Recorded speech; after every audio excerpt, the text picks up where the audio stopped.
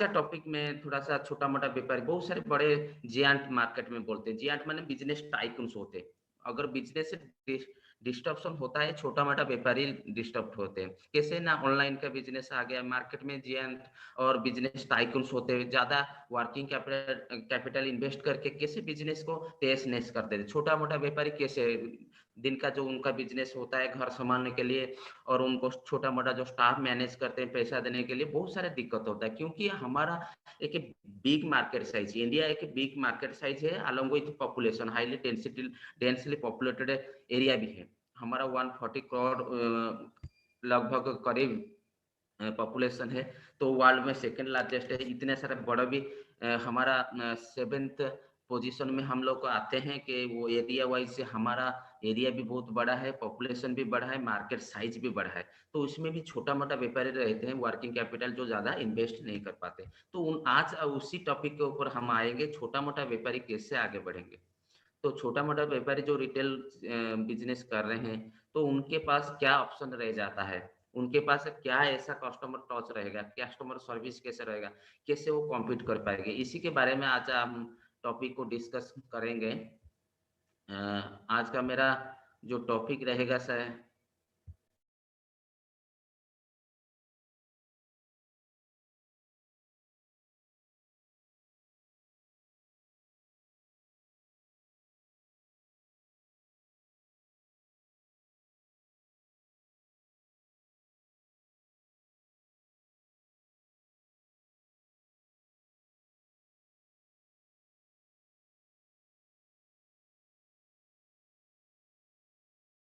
Gopon sir, you are in mute condition. You are mute. Please unmute yourself. Topic में लेके आया हूँ थोड़ा सा, जैसे हम प्रोफेसर सीरीज कर रहे हैं, ये प्रोफेसर सीरीज का 10th सीरीज है। और गopon सर थोड़ा साउंड बढ़ सकता है क्या? थोड़ा साउंड थोड़ा जी जी जी जी जी डेफिनेटली सर, डेफिनेटली। जी सर, अभी आवाज क्लियर आ रहा है? Yes yes yes, please go on. आज का टॉपिक जो हम कवर करेंगे प्रोफेसर सीरीज का 10th सीरीज है, और उसमें हम कवर करेंगे नीलेश गुप्ता जो विजय सेल्स का मैनेजिंग पार्टनर है। ये एक जनरेशन वाइज उनका कंपनी चल रहा है, 150 से 200 स्टोर ऑल ओवर इंडिया में है। उसके पास उनको 250 से 300 भी बढ़ गया है अभी स्टोर ऑल ओवर। ये उनका एम्प्लॉयज 2,500 से 3,000 तक एम्प्लॉयज वो काम करते हैं उनके ऑर्गेनाइजेशन में, विजय सेल्स में। और उसके बाद आता है उनका टर्नओवर करीब 4,000 से 5,000 के करीब है उनका टर्नओवर। तो इसी कॉम्पिटेटिव वर्ल्ड में वो एक सस्टेनेबल मॉडल कैसे बनाए, आज सुनेंगे। कि छोटा मोटा व्यापारी उनको बिजनेस को कैसे सस्टेन कर पाएंगे, क्योंकि आज का ट्रेंड बदल रहा है, मार्केट का जो साइज भी बदल रहा है, मार्केट में डिस्टर्बन आ रहा है। जैसे हमेशा बड़ा बिजनेस में क्या प्रयास करते हैं आप लोग, कैसे एक क्लैरिटी के साथ आपको समझा जाए। क्लैरिटी का मतलब है real life example, case studies, इसी माध्यम से हमको लोगों को समझाते हैं। आप लोगों को जो भी देख रहे हैं बहुत सारे छोटे मोटे व्यापारी, आप लोग को जानकारी के लिए इस हम लोग हाजिर हो जाते हैं, आपकी खिदमत में हम पेश होते हैं कि आप लोग को कैसा है ऐसे इन्वायरमेंट पे, ऐसा केस स्टडी, ऐसा लाइफ एग्जाम्पल आप लोग तक पहुंचा सके, कैसे वो खड़े हुए हैं आज के दुनिया में 21st सेंचुरी में। लगभग जहाँ पे मार्केट डिस्टर्बन हो गया बड़े बड़े जियांट टाइकून के आने के बाद, फिर भी उनका बिजनेस सस्टेनेबल जनरेशन वाइज चल रहा है। तो उनसे कुछ टिप्स लेंगे, वो बताएंगे, मैं नहीं बताऊंगा, उनका सिर्फ बात में यहाँ पे प्रेजेंट करूंगा। आप अगर जानना चाहते हैं, सीखना चाहते हैं, तो हम उनसे भी डिजिटली सीख सकते हैं, फिजिकली भी सीख सकते हैं। तो ये जानकारी के लिए हम आपको प्रयास करते हैं, आपको कुछ एक्स्ट्रा आपको वैल्यू एडिशन कर सकते हैं लाइफ में। तो इसी के लिए रिटेल, दो जो are watching small business owners और बिजनेसमैन और रिटेलर स्टोर्स, दो जो आर रनिंग रिटेल स्टोर्स, तो आपको केयरफुली देखना पड़ेगा, सीखना पड़ेगा, तो आपको बिजनेस को सस्टेनेबल मॉडल बना सकते हैं। तो इसी वजह से नीलेश गुप्ता बोलते हैं क्या क्या करना पड़ेगा। टॉपिक होगा how to run a successful retail business, retail business को सक्सेसफुल कैसे रन किया जा सकता है। तो इसी वजह से हमारा 2 एग्जाम्पल हमेशा देते हैं, हमारा हम ट्राई करते हैं रियल लाइफ एग्जाम्पल के लिए। एक लेते हैं लाभा का। लाभा का एग्जिस्ट करना, सस्टेनेबल करना तो थोड़ा सा मुश्किल हो गया था, तो इसीलिए वो फीचर मोबाइल के ऊपर चलाया, और उनका जो बिजनेस था कंपटीशन ले रहे थे एशिया में हमारे देश में, तो उसने अफ्रीका को चूज किया। तो इसी वजह से आपको भी शिफ्ट करना पड़ेगा, नया लोकेशन देखना पड़ेगा, न्यू टेक्नोलॉजी के साथ आना पड़ेगा, ये भी बिजनेस का होता है। तो हमने एग्जांपल दिया था, फिर हम एग्जांपल ले सकते हैं कैसे ना, रिलायंस का जब से जियो आया था, मार्केट डिस्ट्रप्शन कैसे किया था, वो टोटल वर्किंग कैपिटल कैसे ज्यादा इन्वेस्ट करने के बाद तो ह्यूज अमाउंट ऑफ जो वर्किंग कैपिटल इन्वेस्ट करते हैं वो बड़े कंपनी को रिटेल, छोटा मोटा रिटेल कम्पीट नहीं कर पाएंगे। तो आपको सस्टेन करना है, उनको भी सस्टेन करना है। उनको तो मार्केट कैपिटलाइजेशन मिल जाएगा, बहुत बड़ा एरिया मिल जाएगा, सबको एक्सपांड करने के लिए मिल जाएगा, मैन पावर है, वर्किंग कैपिटल है, फाइनेंशियल स्टेबिलिटी है, उनको ऊपर बड़े बड़े कंपनी जो फाइनेंशियर है वो भी ट्रस्ट करते हैं। आप रिटेल होगा तो आपको इसी एरिया को कैसे संभाल पाओगे, तो आपके पास ज्यादा वर्किंग कैपिटल नहीं। तो इसी बात के ऊपर एक टॉपिक है जो रिटेल बिजनेस को कैसे एक्सपेंड किया जाए, सस्टेनेबल किया जाए। तो हमारा स्पीकर है नीलेश गुप्ता, कैटेगरी होगा रिटेल का होगा, और इसमें नीलेश गुप्ता बोलते हैं कि managing partner of Vijay Sales. तो small retail sustain their business in today's highly competition. तो कॉम्पिटेटिव आज का जमाना में है, तो कॉम्पिटेटिव के लिए सस्टेन करना भी वेरी डिफिकल्ट हो रहा है। तो इसी को कैसे सस्टेन किया जाएगा, तो विजय सेल्स के बारे में बता देता हूँ। उनका लगभग पैन इंडिया में उनका है स्टोर्स है, इलेक्ट्रॉनिक्स प्रोडक्ट्स, बेसिकली 9,000 प्रोडक्ट उनका अवेलेबल है। तो उनके साथ वो 3,000 के करीब उनका एम्प्लॉय वो रन करते हैं ऑल ओवर इंडिया में। टर्नओवर उनका 4,000 करोड़ से 5,000 करोड़, इतना मंजिल वो जेनरेशन वाइज कैसे मंजिल पाए और सस्टेन किए, उसके रिगार्डिंग वो जो टिप्स बताए थे हम सुनेंगे। इसमें वो 9 पॉइंट को यह करते हैं। Focus on the fundamental. अगर कोई बिजनेस में फंडामेंटल प्रिंसिपल्स नहीं है, वो बिजनेस लॉन्ग टर्म के लिए नहीं चल सकता, वो सस्टेन नहीं कर सकता। घर में भी हम लोग को फैमिली अगर बॉन्डिंग होना चाहिए, रिलेशनशिप होना चाहिए, सभी एक बात को, बुजुर्ग का बात, हमारा जो पेरेंट है उनको बात सुने, और फोर फादर से है उनका जो ग्रैंड पेरेंट्स है उनका बात कोई घर में सुनता है, तो उनके घर में कुछ ना कुछ प्रिंसिपल और बॉन्डिंग होता है जो जेनरेशन वाइज वो सिखाते हैं। बिजनेस भी एक फैमिली के तरह का होता है, उसमें फंडामेंटल और प्रिंसिपल तो जरूरत होना है, जरूरी होना चाहिए, जरूरी है कि उसमें फंडामेंटल्स हो। लॉन्ग टर्म सस्टेन के लिए बेस्ट प्रैक्टिसेस आप क्या करते हो। सेकेंड नंबर पॉइंट में बोलते हैं कि लर्निंग क्या मिलेगा। एक तो आप फंडामेंटल्स यूज कर रहे हो कि नहीं, आपका बिजनेस में है कि नहीं है, और लॉन्ग टर्म सस्टेन के लिए आपके पास प्रैक्टिसेस होते हैं कि नहीं। कस्टमर को क्या फोकस करते हैं, focus on customer, only customer is the God. आपका हमेशा ध्यान में 60 होना चाहिए, कस्टमर के ऊपर फोकस होना चाहिए। मिस्टेक क्या करते हैं जो स्मॉल रिटेलर्स, और उसके बाद मिस्टेक्स बहुत सारे करते हैं स्मॉल रिटेलर्स, इसी वजह से वो ग्रोन अप नहीं कर पाते, स्केल अप नहीं कर पाते। तो रोल ऑफ टेक्नोलॉजी का बात भी होता है कि आज का जमाने में टेक्नोलॉजी मेजर रोल करता है बिजनेस को चलाने के लिए, बिजनेस सस्टेन के लिए, बिजनेस को आगे बढ़ाने के लिए। तो डीलिंग विथ कंपटीशन, कंपटीशन को आप कैसे मात करोगे, कंपटीशन को डील करोगे, वो भी एक सिखाए है। एक्सपीरियंशियल कस्टमर सर्विस वो बोलते हैं, रिटेल सर्विस में एक्सपीरियंस होना चाहिए।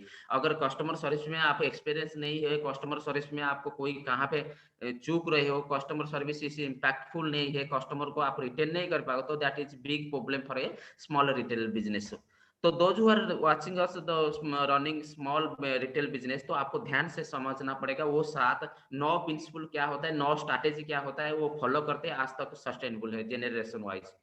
तो कस्टमर को डीलिंग, ट्रेनिंग, मैन पावर, आपके पास मैन पावर होना चाहिए जैसे आपको कस्टमर को डील कर सके। जैसे आप लोग को कभी कभी देखे भुवनेश्वर में पेंटलून्स होता है, उसमें क्या होता है, आप जब एंट्री करोगे, मे आई हेल्प यू, कोई आपको गुड मॉर्निंग, गुड आफ्टरनून कुछ विश करता है, तो इसमें कस्टमर टच और ज्यादा फीलिंग होता है। चाहे वो खरीदे नहीं खरीदे वो अलग सी बात है, मगर कस्टमर को अच्छा है कि फीलिंग, और कस्टमर को एक अच्छा सा सर्विस देना चाहिए। आपको उसके पास मैन पावर को ट्रेनिंग भी देना पड़ेगा। Impact on business due to online platform, तो आपके ऊपर तो बिजनेस के इम्पैक्ट हो रहा है, उसमें भी वो पॉइंट डिस्कशन किए नीलेश गुप्ता ने कि आपको ऑनलाइन प्लेटफॉर्म होने के बाद, जैसे लोग बिग जेंट, बिग टाइफून और ई कॉमर्स प्लेटफॉर्म आ गया है, लोग वहां पे शिफ्ट हो रहा है, मगर उसमें भी आजकल भी विजय सेल्स उनको कैसे कंपटीशन को टैकल कर रहा है, कंपटीशन के साथ साथ बिजनेस भी उनका ग्रो हो रहा है। तो tips for small retailers to become big, तो 9 पॉइंट के हिसाब से वो चलते हैं। 9 पॉइंट को हमेशा ही आपको भी सिखाने के लिए कोशिश। Point number 1, focus on the fundamentals of business. इसमें क्या क्या आता है, फंडामेंटल मतलब क्या होता है? तो फंडामेंटल वो समझते हैं, बिजनेस में फंडामेंटल को वो समझते हैं, वो समझाने की कोशिश को आपको आपको करते हैं कि competition has increased in the sectors. Competition को एक ही सेक्टर में नहीं है, रिटेल में नहीं है, आईटी में है, रिटेल में है, प्रोडक्शन में, सर्विस में, सभी में कंपटीशन हो गया। आप मानो खाली रिटेल का टॉपिक हम डिस्कशन करें उसमें नहीं, कंपटीशन हमेशा सभी में है, स्कूल में है, कॉलेज में है, ऑफिस में है, सब जगह कंपटीशन है। कोई भी प्रोडक्शन हाउस से होगा, प्रोडक्शन बिजनेस में है या रिटेल बिजनेस में, आईटी को सर्विस मैन्युफैक्चरिंग कोई भी है, सभी में कंपटीशन होता है। तो इसी सिचुएशन में आपको क्या करना चाहिए, only deep rooted business fundamental आपको आगे ले सकता है। अगर आपके पास कुछ फंडामेंटल्स है तो आपको सरवाइव करने के लिए, ये कंपटीशन को मात देने के लिए आपको हेल्प कर सकता है।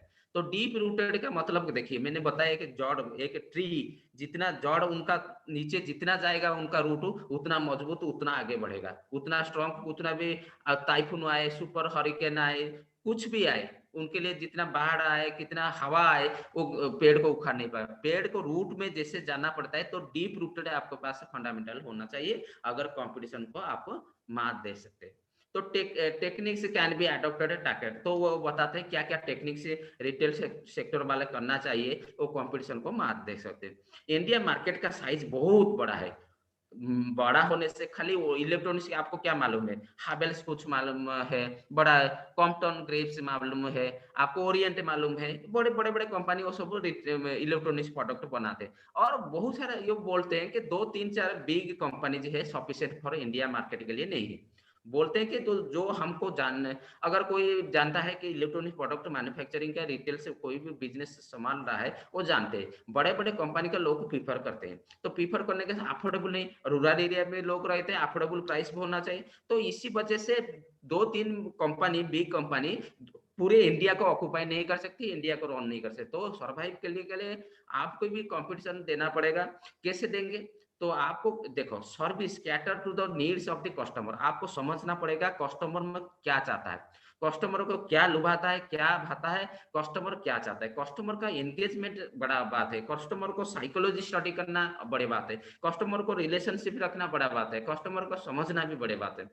तो इसी वजह से 2 3 बिग कंपनी कभी भी India, all over India, pan India को संभाल नहीं पाएंगे। तो इसी वजह से हमको भी सर्वाइव करना है, उनको भी सर्वाइव। तो लोग को सफिशिएंट, जो 140 करोड़ लोग है, सभी को रीच नहीं कर पाएंगे 2 3 4 कंपनी या 10 कंपनी, बड़े बड़े कंपनी। तो व्हेन कंपटीशन इंक्रीज, जब कंपटीशन इंक्रीज हो जाएगा तो आपको क्या करना पड़ेगा, तो आपको मूव कर जाना पड़ेगा। It is better to move ahead exploring new market. अगर मुंबई में आपको बड़े से कंपनी लॉन्च हो गया, जियो अगर दिल्ली में चल रहा है, तो बड़े बड़े कंपनी तो लॉन्च होने के बाद छोटा मोटा कंपनी न्यू मार्केट देखना पड़ेगा। अगर कंपटीशन उसी एरिया में ज्यादा आ रहा है तो आपको मूव करना पड़ेगा। ये वहां पे सस्टेनेबल आप नहीं कर सकते, क्योंकि उनके पास working capital, high amount of invest already किए हैं, उनका मार्केट सेगमेंटेशन है, कस्टमर का पर्सोना, कस्टमर को सर्वे करना, वो सब डेटाबेस के ऊपर काम करते हैं। तो इसी वजह से उनका रीच बढ़ेगा, आपको टैकल करना है, उसी वजह से आपको वहां से मूव कर देना, न्यू मार्केट देखना पड़ेगा। तो व्हेन कंपटीशन इंडिकेट, आपको न्यू एक्सप्लोरिंग मार्केट देखना पड़ेगा। इन सम न्यू एंटर्स, अगर आप न्यू एंटर्स है मार्केट में, तो आपको ह्यूज कैपिटल के साथ you are not able to compete. अगर न्यू एंटर से होता है कोई भी कंपनी, तो ह्यूज कैपिटल के साथ आता है पूरा मार्केट को तेज नेस्ट करने के लिए, मार्केट को ज्यादा कस्टमर रिटेन करने के लिए, कस्टमर पाने के लिए। तो आपके पास है, आप उनको कभी भी कम्पीट नहीं कर पाओगे, कम्पीट मतलब टैकल कर नहीं पाओगे। तो इसी वजह से आपको न्यू अपॉर्चुनिटी देखना पड़ेगा, न्यू मार्केट है। तो कोई भी बिग कंपनी जी आते हैं तो आपको न्यू एरिया देखना पड़ेगा, एक्सप्लोर करना पड़ेगा, और न्यू अपॉर्चुनिटी देखना पड़ेगा, उसमें आप सिचुएशन खराब हो जाएगा। तो इसीलिए लॉन्ग टर्म सस्टेनेबल प्रैक्टिस करना पड़ेगा। अगर आपके पास सस्टेनेबल कुछ प्रैक्टिसेस है सस्टेन करने के लिए, सर्वाइव करने के लिए, एक एग्जांपल देता हूँ, हम डायनासोर के, उनका पास सस्टेनेबल प्रैक्टिसेस नहीं था, तो एनवायरनमेंट के साथ वो एक्सटिंक्ट हो गया। इसलिए एनवायरनमेंट के साथ, उस बिजनेस मार्केट के एनवायरनमेंट के साथ आपको अगर टिके रहना है, तो आपको समझना पड़ेगा, कुछ सस्टेनेबल प्रैक्टिसेस भी करना पड़ेगा, और फोकस होना चाहिए आपके पास हमेशा कस्टमर के साथ। Vijay Sales adopted long term sustainable product, तो विजय सेल्स जैसे अपनाया लॉन्ग टर्म प्रैक्टिसेस, कुछ गुड प्रैक्टिसेस, आपको भी ऐसा करना पड़ेगा, नहीं तो आपको एक्सटिंक्ट करना वेरी डिफिकल्ट हो जाएगा। You can not extinct in the whole market और इन स्मॉल मार्केट। तो keep the prime focus to customer. तो हमेशा बोलते हैं कि प्राइम फोकस आपको कस्टमर के पास होना चाहिए। क्या बोलते हैं ना, कंसीडर 2 पॉइंट में बोलते हैं, consider the customer as a guest. Previous में मैं आता हूँ, पॉइंट नंबर 1 में बोलते हैं कि लॉन्ग और सस्टेनेबल प्रैक्टिसेस करना पड़ेगा और keep the prime focus on the customer. Customer के पास आपका प्राइम फोकस होना चाहिए। Always consider the guest as a customer is a guest. तो कस्टमर को हमेशा आपको गेस्ट के हिसाब से लेना पड़ेगा। आपके घर में जैसे आते हैं, आप पानी, कैटर का मतलब वही सर्विस, आपको कुछ फूड आइटम देना है, चिप्स देना है, चाय, तनिष्क जब जाते हो चाय कॉफी ऑफर करते हैं, बैठिए सर आपको क्या चाहिए, मैं आई हेल्प यू, क्या चाहिए आपको, पहले आपको पानी गिलास हो आपके टेबल ऊपर रख देते हैं और एक चाय कॉफी आपको पूछते हैं।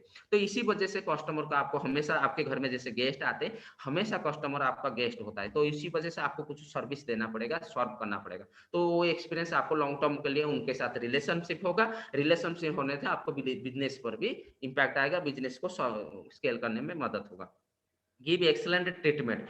देखिए, हम लोग मेडिकल चूज करते हैं, हॉस्पिटल, ये डॉक्टर के पास अच्छा होता है, ये ट्रीटमेंट प्यार से करता है, केयर से करता है, ये हॉस्पिटल में नहीं जाएगी, उसका ट्रीटमेंट अच्छा नहीं है। तो हम लोग को कैसे डिफाइन कर सकते हैं? क्योंकि हम जानते हैं एक्सपीरियंस से, हम लोग गए थे उसी हॉस्पिटल को, वो हॉस्पिटल अच्छा नहीं, प्राइम हॉस्पिटल नहीं, चलो केयर हॉस्पिटल चलते, चलो चलते हमारा किम्स चलते। तो आपको एक्सपीरियंस में ऑलरेडी याद है, किसी जगह जाने से आपको होगा, इसलिए हम हमेशा ट्रीटमेंट अच्छा करना चाहिए। अगर ट्रीटमेंट एक बार आप अच्छा करते हैं, हॉस्पिटल की तरह आपके पास लोग, कस्टमर, पेशेंट आएंगे, तो ट्रीटमेंट जरूर होता है। तो अगर आप हाई डिस्काउंट दे रहे हैं तो लोग भी आएंगे, मगर हाई डिस्काउंट ना दे के बिजनेस को भी प्रॉफिट, मुनाफा होना चाहिए, दो विल बी के कैसे होना चाहिए। तो बिजनेस में अगर आपको कोई कस्टमर के साथ, एक प्रोडक्ट के साथ आपको पहले टाइम में आपको कुछ हाई डिस्काउंट दे दिया, तो कस्टमर आपके पास लॉयल भी हो जाएगा। हमेशा नहीं दे सकता, आपको सोचना पड़ेगा, कस्टमर के साइकोलॉजी हिसाब से उसको रिटेन करना है, कस्टमर को हमेशा लॉयल बनाना है। तो हमेशा लॉयल कस्टमर ही आपको बिजनेस बढ़ाता है। तो लॉयल कस्टमर होने के लिए आपको वैसा ही ट्रीटमेंट और सर्विस देना पड़ेगा, तो कस्टमर कैसे लॉयल बने। तो loyal in at the end हमने क्या सीखा, कस्टमर को ट्रीटमेंट ऐसा दे तो लॉयल बन सके। अगर लॉयल बनेंगे तो कस्टमर हमेशा हमारे साथ है, लाइफ लॉन्ग टर्म के लिए जुड़े रहेगा। तो understand the need of the customer, ये बात बोलते हैं कि अगर हम तो हमारा बिजनेस अगर समझ में नहीं आया, कस्टमर का माइंडसेट अगर पढ़ नहीं पाएंगे, कस्टमर का क्या नीड है, तो मोस्ट इंपोर्टेंट है, बोलते हैं नीड है, कैटर टू देम का मतलब उनको थोड़ा सा सर्विस दो, प्रिजर्व दो, मे आई हेल्प यू, और उनके लिए पानी, चाय वगैरह कुछ तो एक्सपीरियंस फील कराओ, जैसे फूड आइटम देख के। उसके बाद लर्न फ्रॉम योर मिस्टेक्स, ये बड़ी बात है। अगर हम मिस्टेक करते रहेंगे तो बिजनेस स्केल नहीं होगा, कंपटीशन को मात नहीं देख सकते, सस्टेनेबल बिजनेस रन नहीं कर सकते। तो इसी वजह से हमको मिस्टेक से ही, हमारा पहला लर्नर है, first we have to learn from our mistakes. तो लर्न करना पड़ेगा हमेशा, हमारा मिस्टेक ही हमारा गाइडर है, पाथ फाइंडर है, हमको एम्फासिस देगा, हमको एनकरेज करेगा, हमारा मिस्टेक को हम बार बार नहीं दोहराएंगे। मिस्टेक से ज्यादा सीखते हैं हम लोग। अगर मिस्टेक हो जाएगा तो हम सीखेंगे नहीं, बिजनेस को रन करना very difficult for us, very difficult और रिटेल ओनर बिजनेसमैन। तो हमको परमानेंट रिजॉल्व इश्यूज, अगर उनको बोलते हैं 6 नंबर पॉइंट में, रिजॉल्व करना पड़ेगा इश्यूज को। अगर हम तो हमारा पास एबिलिटी नहीं है रिजॉल्व करने के लिए, तो हम सस्टेन नहीं कर सकते बिजनेस को, परमानेंट कस्टमर को हम रिटेन नहीं कर सकते। इसी वजह से हमको हमेशा ध्यान रखना पड़ेगा, परमानेंट कस्टमर के लिए हमको रिजॉल्व इश्यू करना पड़ेगा, रिजॉल्व इश्यू करेंगे तो परमानेंट कस्टमर रहेंगे।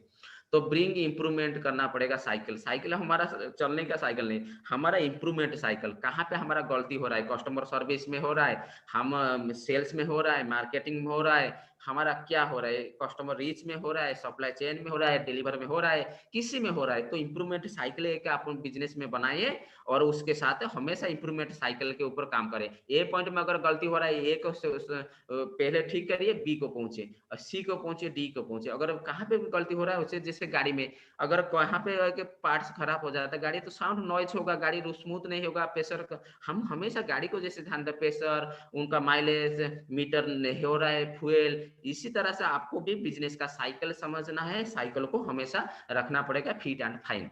तो बिजनेस को संभालने के लिए फिट एंड फाइन रहना पड़ेगा आपको खुद को, और आपका बिजनेस से जो इंप्रूवमेंट साइकिल है उनको भी आप फिट एंड फाइन बनाना पड़ेगा। चेक लिस्ट बनाइए। चेक लिस्ट मतलब आपको बिजनेस में कहाँ पे आप गलती कर रहे हैं, उसी को हिसाब से आपको इंप्रूवमेंट कीजिए, इंप्रूवमेंट ही आपको रीच कर पाएगा। पॉइंट नंबर 3 में बोलते हैं ड्यू टू इंक्रीज कंपटीशन। अगर वो पहले से 9 टिप्स दिए थे उसी हिसाब से हम चल रहे हैं, कंपटीशन ऑनलाइन बिजनेस आजकल हो गए हैं, small retailers became overwhelmed.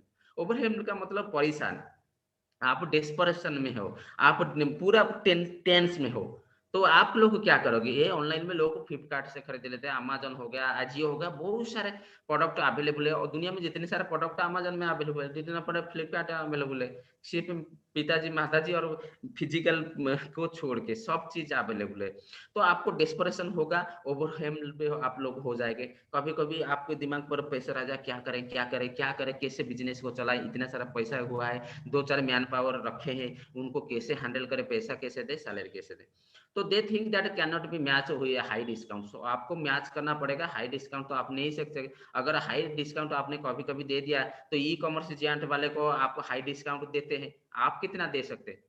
Giant वाले कभी कभी दे देते हैं, और बड़े बिजनेस फ्लिपकार्ट अमेजन 50% 20%। आपके लिए जोमेटो भी आजकल बहुत सारे ई कॉमर्स जो बिजनेस करते हैं ना, हाई अमाउंट ऑफ डिस्काउंट। आपको बिजनेस चलाना है 10% या 5% में डिस्काउंट देंगे, मैक्सिमम 20% आप दे सकते हो, तो उससे ज्यादा नहीं दे सकते। तो आपको बिजनेस कैसे कंपीट करो? वहां पे 50% मिल रहा है, 40% मिल रहा है, एक के साथ एक फिर कॉम्बो पैक मिल रहा है, बहुत सारे ऑफर्स मिल रहा है। तो इसी के लिए आपको परेशान होने की जरूरत नहीं। तो आपको भी बिजनेस में सस्टेन करना है, उनको भी बिजनेस को सस्टेन करना है। तो आप छोटे हैं तो क्या हुआ, आप बिजनेस नहीं चलाओगे तो आपका घर कैसे चलेगा?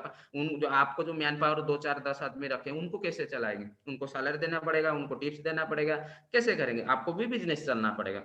तो small retailers are unable to sell low prices, तो ये सेल नहीं कर सकते लो प्राइसेस, तो low margin and high cost, इनके लिए दिक्कत हो रहा है। Small retailers are unable to sell at low prices. Low prices करेंगे तो उनका बिजनेस में क्या मुनाफा होगा? तो लो प्राइसेस करने से लो मार्जिन भी होगा, उनको बिजनेस से मुनाफा नहीं होगा। हाई कॉस्ट में भी अगर बेचेंगे तो उनको जो खरीद में जो उन लोग को मंगाए थे सप्लाई चेन से, अगर रिटेलर से और होलसेलर से कहाँ से भी सामान मंगाए थे, उनका कॉस्ट ज्यादा पड़ जाएगा।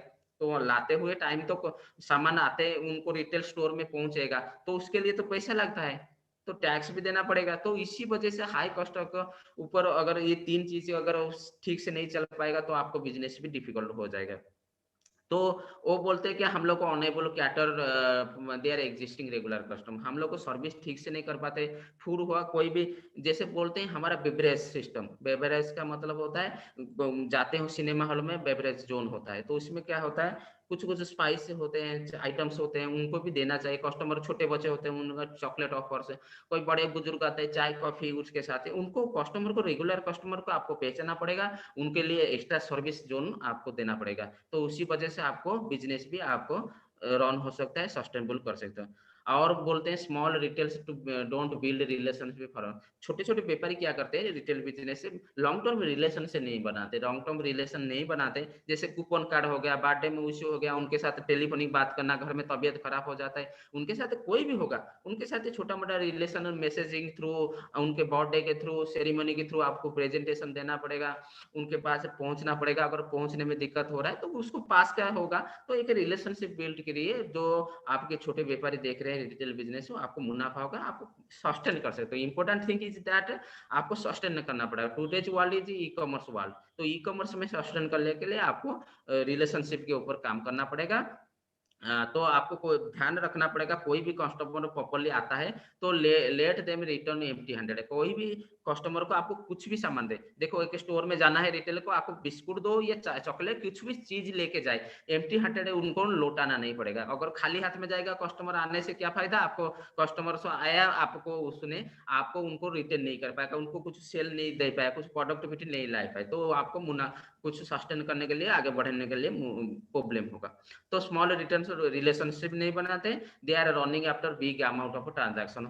छोटे छोटे ट्रांजैक्शन ऊपर भी ध्यान रखना पड़ेगा। अगर 50 छोटा छोटा ट्रांजैक्शन आपको 200 वाला प्रोडक्ट बेच लिया, तो आपको एक कितना होगा, 200 वाला रुपया का प्रोडक्ट 100 आपने बेच दिया, तो आपके कम से कम 20,000 के करीब से ज्यादा भी पैसा आ जाता है। मगर आप दो चीज के ऊपर 4-4 हजार ऊपर बिकोगी तो आपको 20% मार्जिन मिलेगा आपको। 4,000 प्रोडक्ट वाला 2 चीज के ऊपर भागना नहीं है आपके पास। अगर अवेलेबल है मल्टी प्रोडक्ट तो आपको उसी हिसाब से आपको जानना पड़ेगा। तो बिग ट्रांजैक्शन ऊपर फोकस मत करिए, छोटे मोटे व्यापारी आपका जितने सारे अवेलेबल प्रोडक्ट है उसमें भी आपका आएगा। अगर ज्यादा भी सेल कर पाओगे, छोटा मोटा जो टिकट साइज है आपके पास जो प्रोडक्ट है, तो उसको ऊपर भी बड़े ट्रांजैक्शन के पहले आप छोटे ट्रांजैक्शन भी देखना पड़ेगा। छोटा ट्रांजैक्शन अगर मल्टीपल टाइम से सेल हो जाता है तो आपका वही मार्जिन ज्यादा हो जाएगा, आपका प्रॉफिट ज्यादा हो जाएगा। और ट्रांजैक्शन बड़े ट्रांजैक्शन के पीछे मत भागिए। तो ये छोटे व्यापारी को समझाने के लिए नेक्स्ट में हम आज का टाइम हमारे लिए प्रीशियस है, मैं ज्यादा टाइम लेगा, टाइम इज वी अब टाइम हम लोग को टाइम के बाउंड ऊपर रहते हैं। तो नेक्स्ट जो टिप्स होगा कवर करेंगे हम नेक्स्ट सेशन में। तो जो जो पॉइंट बाकी रहेगा मैं नेक्स्ट सेशन में उसको कवर करने के लिए ट्राई करूँ। Thank you sir. Bibu sir, now time is your sir. Thank you Gopan sir, thank you very much आपके प्रेजेंटेशन के लिए। एंड जैसे कि हमने कल बात किया था कि इसको कोई समराइज करना चाहेगा, जो आज गोपन सर ने बताया, इसको कोई समराइज करना चाहेगा कि आज हमने क्या